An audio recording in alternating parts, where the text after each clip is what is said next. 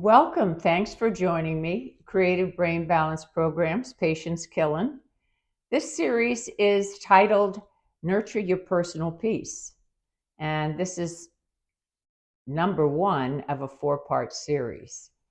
And I decided to call it Mental Chatter Matters from Chaos to Calm.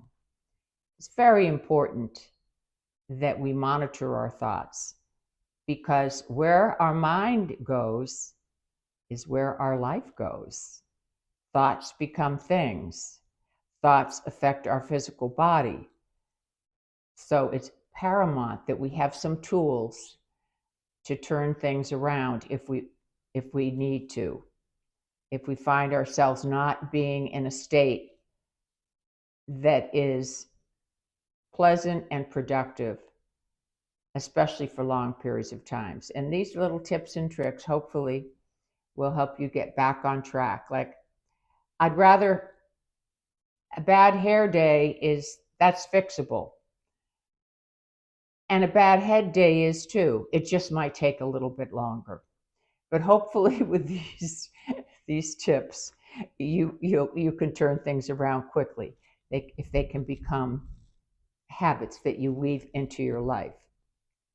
So our energy is really where our attention is, where our focus is. Our life force is our focus. That pulls us forward or not. What raises our energy, what lowers our energy. That has to do with our momentum. And while we're in this physical form, we need to be aware of what is in our mind so we can navigate more successfully. And there are really three places that we would be. One is in the mind. One is in the body, with body sensations and being aware of what's going on there. And the third place would be in our surroundings. And very often coming into the present is facilitated by tuning into the body and just focusing on that, what's happening absolutely in the moment. And we can also do that with our surroundings, to be totally present to our surroundings. The mind is, it's a deep well, and we want to be well. So, at any rate, I wanted you to keep that thought in mind. Be aware. For the first step is awareness. I know you've heard that before. To be aware. Where is your mind? Because it controls your focus, and that controls your life, and that controls the circumstances that will transpire. Our thoughts are always going to be with us, just like our emotions.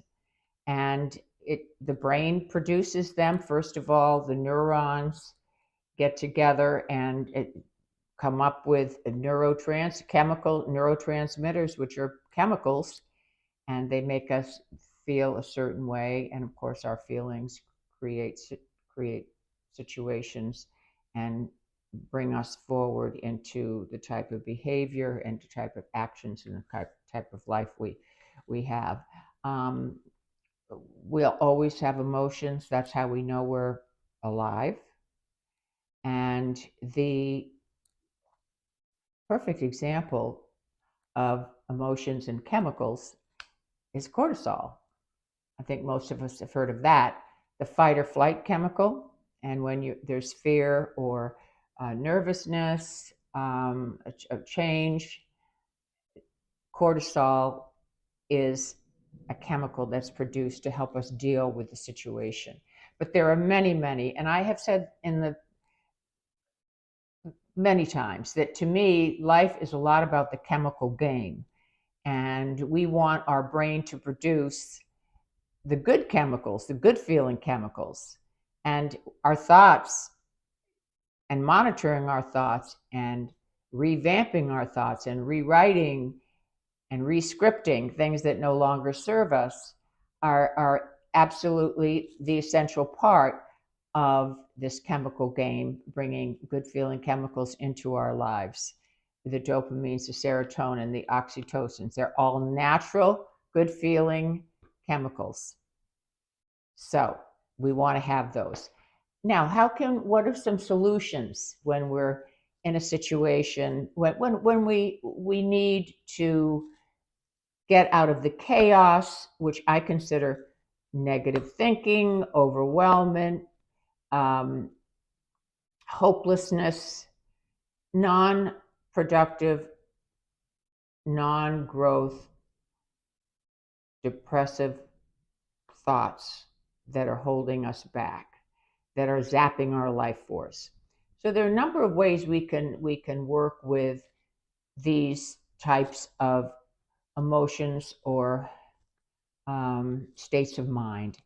Okay, so first of all, become aware, obviously, of what your thought process is, what thoughts keep coming to you. Many are repetitive.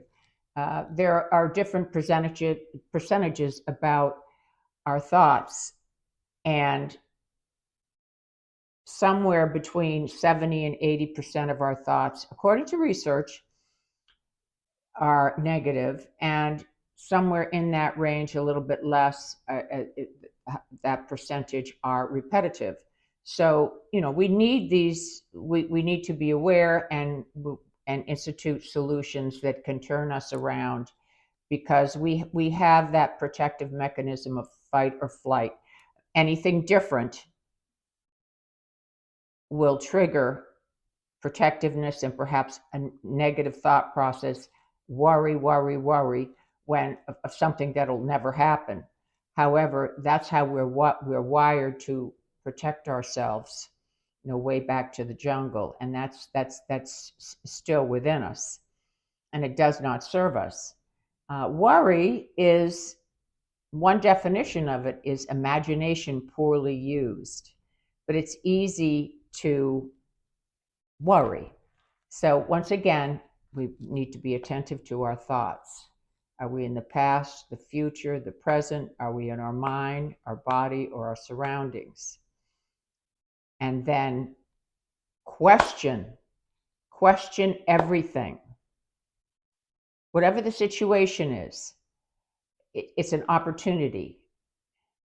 Ask yourself, is this belief or is this situation, that how I've interpreted it, is this true? Am I absolutely sure what I am thinking about this situation is the truth?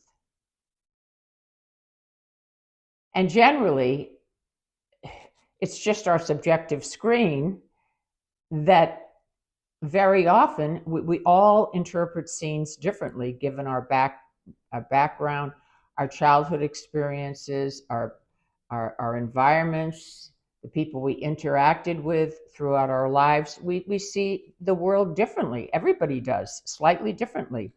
So what else could this mean is another good question. What else could this mean? And again, am I absolutely sure this is true? Another question, what is the opportunity here? It could just be I'm going to turn things around. Very important. Just challenge and question.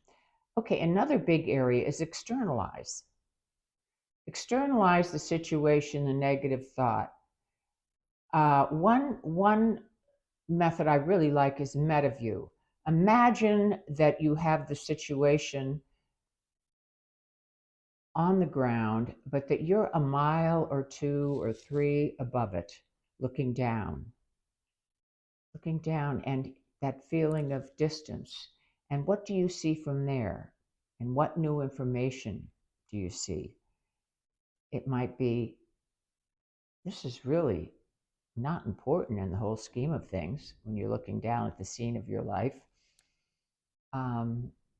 Be open to your intuition and what comes to you. You can just do that in your mind, or I suggest that you can actually write on a piece of paper whatever the situation is, a thing that's bothering you, a person or whatever, and put it on the floor or a chair or something, and move away from it and walk around it. and stop in various positions that are different positions and ask yourself, what do I see from here? How does this look differently from here? And that can be referred to as a type of geography. It's amazing when you physically move your body and you have the representation of the situation, what can arise from that can turn your whole idea of what's happening around. Because the more information you have, and only you can investigate it because it's in your head, the more opportunity you have to reframe it. Life is all about perspective, and every situation you can see from so many different perspectives. A very powerful example, I think, is I like to use is you can pick objects and look through the eyes of different people, places, or things. When you're viewing a situation, you can look at it through your grandmother's eyes, through your dog or cat's eyes, from what would a chair think about this? What would a stapler think? And one of my favorites is that brought this home to me was I'm not a big fan of mice, and I'm from New England, and when it gets cold, they try to get into your houses through the whatever, the little cracks in the floor or something, and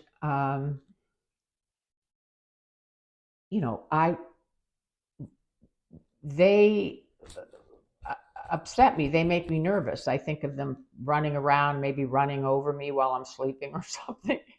I'm telling on myself here.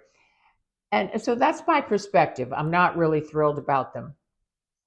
And I would not want to be around them if I could avoid it. Now, okay, if I step into the perspective of a snake, the snake sees a mouse and he goes, wow, my day has really changed. This is fabulous. This is a great meal for me.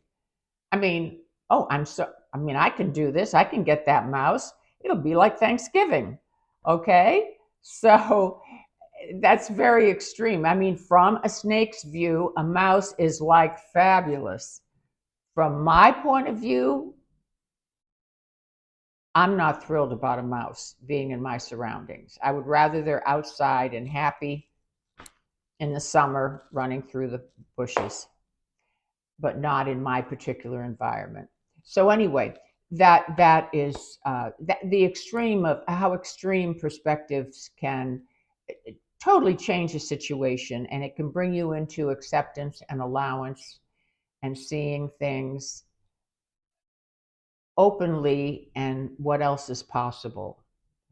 Big comment there. What else is possible? That's what you can see by some of these little games of MetaView, stepping into a separate, into a different person, or moving your space, geography, and it's all externalizing. You can also look objectively at your situation. Say, put yourself as if you're looking through a window into a situation that maybe you just had a situation with your employer, which didn't go well, or perhaps they didn't like your ideas or whatever. And you can just say, well, I can see that my face is red and I am embarrassed. I can see that I'm upset. And just, I can see that my boss is not pleased with what I've presented. I can see, I feel disappointed. So you've put yourself, there's a distance. Once again, it's external. You're describing very factually what's happened. You're not being a real drama So you're being very, it's like you're a reporter. And that helps too. Another tip we've all heard of, but it's just timeless, is breathing, filling your chest full, filling your body with wonderful air, and then releasing it and making sure that your chest fills and your abdomen fills and then deflates as you go in and out. And to any, it can be 3 seconds in, 3 seconds out. Hold it in the middle if you want to or not. It can be 5, whatever you're comfortable with. You can change it. You can have images of a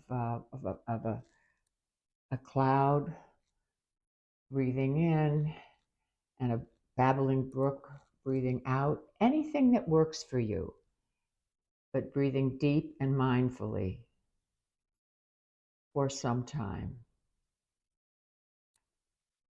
Also, you can break the cycle sometimes by just yawning 2 to 3 times. And that just kind of reboots your brain and things don't look quite as serious. Okay, another one, be very mindful of your media content.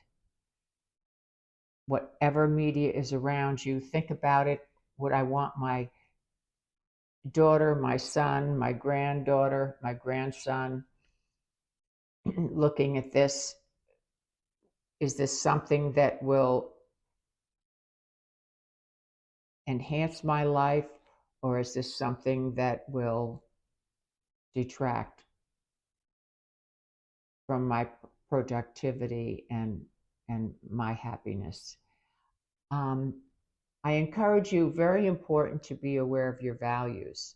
It's not as if you can never see anything that's negative in the media, because that it can be inspiring to contribute or to give time or to speak up for a certain cause, to be a participant, which feels good when it's aligned with your values. But the needless comparisons and things that don't really matter. Look at things that matter to you. And then lastly, I would just say, tried and true, the brain dump, from chaos to calm. Come up with a sentence, a paper and a pen, a timer, and whatever that you make up, whatever sentence you want. What's most important for me now? What do I need for calm? How much more do I need to do before calm comes? What are my priorities? It could be anything. And whatever comes to your mind. It can be part of dreams, it can be worries, it can be to-do lists, concerns, anything. And just keep going. And when you stop, if you stop, don't stop. Just rewrite the first sentence that you came up with. And like I said, you can create whatever sentence you want. And just write for the timer. And keep those to review at least once a month, because very often they have creative ideas which can be very helpful to you. And we just don't remember everything about how great we are. We're all individually fantastic. We just have to believe it, right? So anyway, there's some things to help your mental chatter calm down, be more positive, and allow you to have some wonderful enthusiasm for this life that we live. You can change your beliefs. You can rewrite whatever you want. It just takes a little bit of time and effort. Everything's about perspective. And we want to make sure that we keep your mind with healthy thoughts, because your mind affects your body. We're totally connected. I mean, Candace Pert, molecules of emotion. If you're aware of a lot of negativity in your head, it will affect your body. So hopefully some of these things will help you. And I look forward to you joining me for the next series, not series, the next video. And it'll be change your vocabulary, change your path. So we'll work with specific words and ways to navigate to get those good chemicals going. Okay, take care. I'm glad you joined me. Have fun with these, and I'll be back. Bye.